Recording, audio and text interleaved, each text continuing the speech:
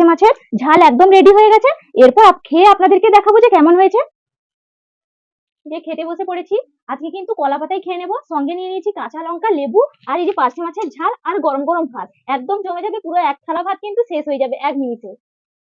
পার্শে মাছ খেয়েই দেখো না কেমন হয়েছে।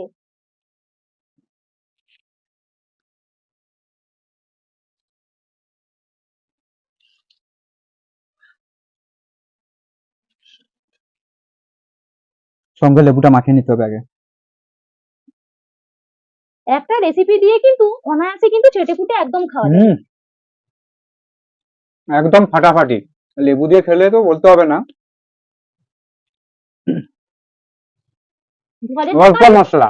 ঘরে থাকা মশলা দিয়ে কিন্তু অসম্ভব একটা রেসিপি কিন্তু অনায়াসে বানানো যায়। আমরা তো মধ্যবিত্ত বাড়িতে শাক ভাত হোক বা মাছ ভাত হোক, সবকিছু দিয়ে কিন্তু আমরা খেতে খুব